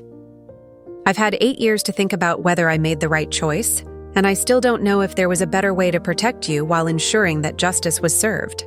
The final pages of Raymond's letter contained the information I'd been desperately hoping to find: details about when and how he would be returning to Thornfield, and instructions for how we could safely reunite after 8 years of enforced separation. Federal authorities had approved his return, his new identity documents were being prepared, and arrangements were being made for his reintegration into a world that had changed significantly during his absence. "If you want me to come home, if you can forgive me for the choice I made and the pain I've caused, meet me at Romano's restaurant on November 1st at 7:00 p.m., Raymond had written. "It's the same restaurant where I made dinner reservations for your 39th birthday, the celebration we never got to have. If you're not there, I'll understand that 8 years of separation has been too much, and I'll disappear again permanently. But if you are there, we can finally begin the life together that was interrupted 8 years ago." Reading those final words in our basement, surrounded by evidence of Raymond's courage and sacrifice, I realized that my husband was offering me a choice. I could walk away from 8 years of pain and uncertainty, sell our house, move to a new city, and build a completely different life, or I could meet him at Romano's restaurant and discover whether the love that had sustained us both through 8 years of separation was strong enough to rebuild the marriage that had been shattered by forces beyond our control. For the first time in 8 years, I knew exactly what I was going to do. The 2 weeks between finding Raymond's letter in our basement and the November 1st meeting at Romano's restaurant were the longest and most emotionally complicated weeks of my entire life. After 8 years of uncertainty, I finally had all the answers I'd been desperately seeking. But those answers came with questions I'd never expected to face. How do you prepare to reunite with someone who's been legally dead for over a year? How do you rebuild a marriage that was interrupted by circumstances that neither of you chose or controlled? How do you forgive someone for a decision that saved your life but cost you 8 years of suffering? I spent those 2 weeks reading and rereading Raymond's letter, studying the evidence he'd hidden in our basement wall, and trying to process the magnitude of what he'd accomplished during his years in witness protection. The documents and recordings he'd left behind painted a picture of heroism that was almost impossible to reconcile with the quiet, methodical man I'd married. Raymond had always been reliable and conscientious, but I'd never imagined he possessed the courage to risk everything for justice or the strength to endure 8 years of complete isolation. The hardest part was understanding that the Raymond who would meet me at Romano's wouldn't be exactly the same person who'd kissed my forehead on October 15th, 2015. 8 years of solitary confinement in a Montana cabin, cut off from all human contact, except periodic visits from federal agents, would have changed him in ways I couldn't predict or prepare for. I'd grown and changed during our years apart, becoming more independent, more skeptical, more guarded than the trusting wife he'd left behind. We were both different people now, and I had no idea whether the love that had sustained us through separation would be strong enough to bridge the gap that 8 years had created. I also struggled with anger that surprised me with its intensity. Now that I knew Raymond was alive and safe, I found myself furious about the unnecessary pain his disappearance had caused. I understood intellectually that he'd made an impossible choice under unimaginable pressure. that protecting me had required him to hurt me, that his sacrifice had literally saved both our lives. But understanding didn't eliminate the rage I felt about 8 years of grief, uncertainty, and loneliness that could have been avoided if he'd trusted me enough to involve me in his decision. During those 2 weeks, I had imaginary conversations with Raymond, where I alternately forgave him completely and condemned him for destroying our life together. I practiced speeches where I explained how his disappearance had affected me, how his protection had felt like abandonment, how his heroism had come at the cost of my happiness and security. I also practiced speeches where I thanked him for his sacrifice, acknowledged the impossible position he'd been placed in, and promised that we could rebuild what had been lost. But I knew that when I finally saw Raymond face to face, all my prepared speeches would be forgotten. Whatever happened at Romano's restaurant would be determined by emotions I couldn't predict or control, by the chemistry between two people who'd been married for 17 years but had been apart for nearly half that time. November 1st arrived, with the kind of crisp autumn weather that Raymond had always loved, the air sharp and clean with the scent of leaves burning in distant yards. I spent the entire day getting ready for a dinner that felt like both a first date and a funeral, unsure whether I was preparing to celebrate a reunion or say goodbye to a relationship that had been too damaged by separation to survive. I chose the blue dress I'd been wearing the night Raymond disappeared, the outfit I'd planned to wear to our birthday celebration that had never happened. It still fit, though it felt different on a body that had been shaped by 8 years of stress, uncertainty, and the physical toll of prolonged grief. Looking at myself in our bedroom mirror, I could see the woman Raymond had left behind, but I could also see the changes that 8 years of living alone had carved into my face and posture. Romano's restaurant looked exactly as it had 8 years. Earlier, the same red tablecloths and dim lighting that Raymond had chosen for what was supposed to be a romantic birthday dinner. I arrived 15 minutes early, not because I was eager for the reunion, but because I needed time to prepare myself for whatever was about to happen. The hostess seated me at a table near the back of the restaurant, in a section that would provide privacy for whatever conversation Raymond and I were about to have. At exactly 7 miles p.m., Raymond walked through the front door of Romano's, and I understood immediately that 8 years of separation had indeed changed both of us profoundly. He looked older, obviously, with gray hair and lines around his eyes that hadn't been there when he'd disappeared.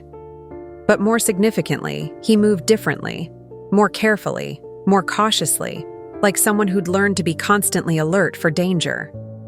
The easy confidence that had characterized the Raymond I'd married had been replaced by a wariness that spoke of years spent in hiding. When our eyes met across the restaurant, I felt a complicated mixture of recognition and strangeness. This was definitely Raymond, unmistakably the man I'd shared a bed with for 17 years. But he was also clearly someone who'd been shaped by experiences I could barely imagine. 8 years of complete isolation had left their mark on his posture, his expression, and the way he scanned the room before approaching our table. "Luna," he said as he sat down across from me, his voice carrying the same warmth I remembered, but with an undertone of uncertainty I'd never heard before. "Thank you for coming. I wasn't sure either," I interrupted, not ready for apologies or explanations. 8 years, Raymond. 8 years of thinking you'd chosen to leave me, of wondering what I'd done wrong, of trying to build a life around the fact that you were gone. We stared at each other across the table, two people who'd once known each other better than anyone else in the world, now struggling to bridge a gap that felt both familiar and impossible. Raymond looked exactly like I'd expected him to look after 8 years, but he also looked like a stranger who happened to share my husband's face. "I know," Raymond said quietly. "I know what those 8 years cost you, and I know that protecting you by disappearing also hurt you in ways I never intended. I've had 8 years to think about whether I made the right choice, and I still don't know if there was a better way to handle the situation." The conversation that followed lasted 4 hours and covered 8 years of pain, growth, change, and love that had endured despite impossible circumstances. Raymond told me about his years in Montana, the complete isolation, the daily struggle to maintain hope that he would eventually be able to return to the life he'd sacrificed. I told him about the investigation, the legal proceedings to have him declared dead, the way his disappearance had affected every aspect of my existence. We talked about the evidence he'd gathered, the criminals he'd helped prosecute, and the scope of the corruption he'd exposed. We discussed the changes that had occurred in Thornfield during his absence, the friends we'd lost, the ways both of us had been shaped by experiences the other hadn't shared. Most importantly, we talked about whether the love that had brought us together 28 years earlier was strong enough to survive what we'd both endured. By 11 p.m., when Romano's was preparing to close, we'd reached a tentative understanding that felt both fragile and hopeful. We were different people than we'd been in 2015, shaped by experiences that had tested us in ways we'd never anticipated. But we were also still the same people who'd built a marriage based on trust, commitment, and the kind of love that doesn't disappear just because circumstances become impossible. Raymond came home with me that night to the house on Elm Street that he'd been forced to abandon 8 years earlier.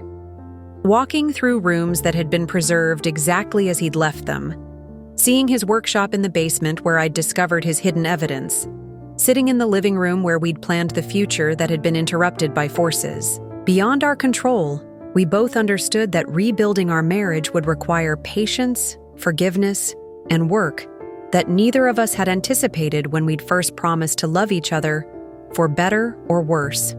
The man who'd returned to me wasn't exactly the man who'd disappeared, and the woman who welcomed him home wasn't exactly the woman he'd left behind. But we were still Raymond and Luna Phillips, still committed to the marriage we'd built together, still capable of loving each other through circumstances that had tested us beyond anything we'd thought possible.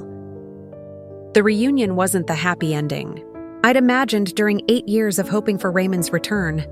It was the beginning of a new chapter in our relationship, one that would require us to rebuild trust, reestablish intimacy, and learn to live together again after nearly a decade of enforced separation. But it was also proof that some love really is strong enough to survive anything, even disappearance, death, and the kind of sacrifice that most people only read about in stories. We had work to do, healing to accomplish, and a marriage to reconstruct. But for the first time in 8 years, we had time to do it together. 2 years have passed since that November evening at Romano's restaurant, when Raymond and I began the slow, difficult process of rebuilding a marriage that had been interrupted by forces beyond our control.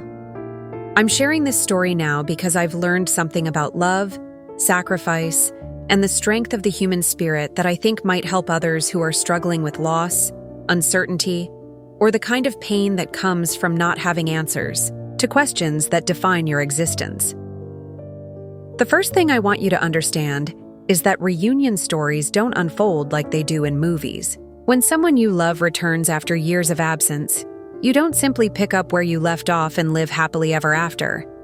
Raymond and I spent months learning to live together again, navigating the emotional minefield of 8 years' worth of separate experiences and rebuilding intimacy that had been severed by circumstances neither of us had chosen. Raymond struggled with what psychologists call reintegration anxiety, the challenge of returning to normal life after years of living under extreme stress and isolation. Simple activities like grocery shopping or eating at restaurants caused him significant distress because he'd spent 8 years avoiding any situation where he might be recognized or tracked. He jumped at unexpected sounds, checked and rechecked, locks on our doors and windows, and had difficulty sleeping through the night without waking to scan our bedroom for potential threats. I had my own challenges adjusting to no longer being alone. After 8 years of making every decision independently, eating meals by myself, and occupying our entire house without considering another person's preferences or needs, sharing space with someone else, even someone I loved deeply, required patience and compromise I hadn't anticipated. We had to negotiate everything from what temperature to keep the house to what television shows to watch, rediscovering how to be a couple rather than two individuals who happen to love each other. But we also discovered that the foundation of our marriage, the trust, commitment, and genuine affection that had sustained us through 17 years together, had survived 8 years of separation intact. The Raymond who returned to me was changed by his experiences, but he was still the man who left love notes in unexpected places, who noticed when I was sad before I realized it myself, who approached problems with methodical patience rather than emotional reactions. I was different too, more independent and self-reliant than the woman he'd left behind, but I was still someone who appreciated reliability, who valued quiet devotion over grand gestures, who believed that love was built through consistent daily choices rather than dramatic moments.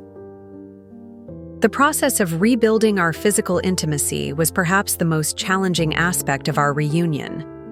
8 years of separation had created a familiarity gap that couldn't be bridged overnight.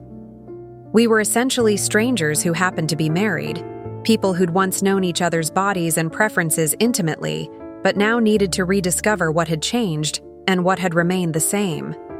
We approached this challenge with the same patience and communication that had characterized our original courtship, understanding that rushing the process would damage what we were trying to rebuild. What helped us most during those difficult months was the recognition that we were both grieving the 8 years we'd lost while simultaneously celebrating the opportunity to create new memories together. We mourned the anniversaries we hadn't celebrated, the ordinary evenings we'd never shared, the countless small moments that had been stolen from us by circumstances that had forced Raymond to choose between my safety and our happiness. But we also embraced the possibility of having decades ahead of us to rebuild what had been interrupted.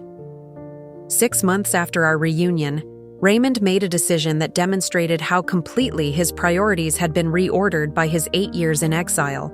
Federal authorities offered him a position as a consultant on organized crime investigations, a role that would have utilized his expertise while providing substantial financial compensation for the sacrifices he'd made.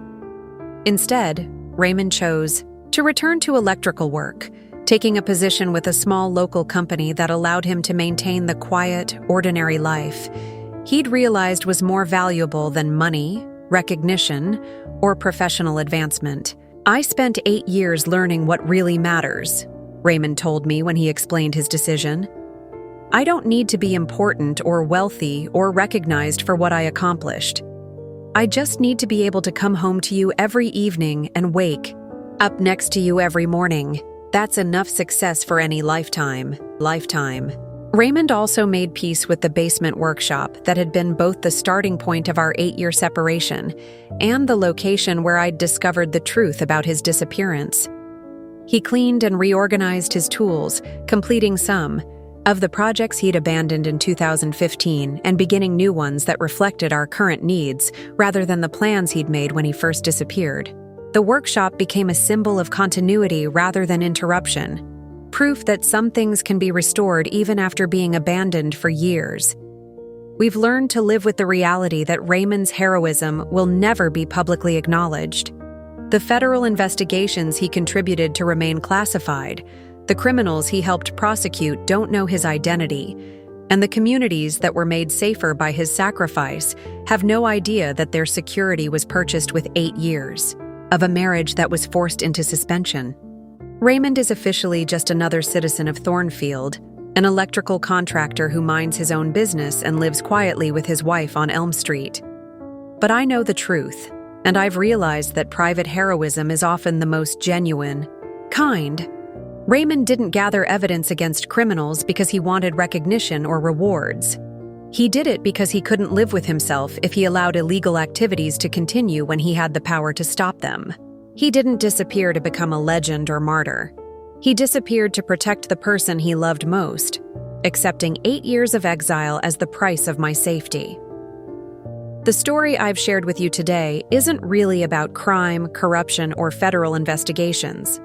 It's about love that's strong enough to make impossible choices, sacrifice that's motivated by devotion rather than duty, and the human capacity to endure separation when that separation serves a purpose larger than personal happiness. It's about the difference between abandonment and protection, between choosing to leave and being forced to leave, between giving up on someone and loving them enough to let them go. If you're watching this video because someone in your life has disappeared, because you're living with questions that seem impossible to answer, or because you're struggling to understand choices that someone you love has made, I want you to know that sometimes the most loving thing a person can do is something that appears unloving on the surface. Sometimes protection looks like abandonment, sacrifice looks like selfishness, and love looks like betrayal until you understand the full context of what really happened. I spent 8 years believing that Raymond had chosen to leave me, and that belief nearly destroyed my faith in love itself. But learning the truth taught me that love doesn't always look the way we expect it to look, that sacrifice sometimes requires hurting the people we're trying to protect, and that the strongest relationships are the ones that can survive misunderstanding, separation, and circumstances that seem impossible to overcome. If this story has touched you in some way, if it's helped you think differently about loss or love or the choices people make under impossible circumstances, I'd love to hear about it in the comments below. And if you know someone who's living with unanswered questions about a person they love, please share this video with them.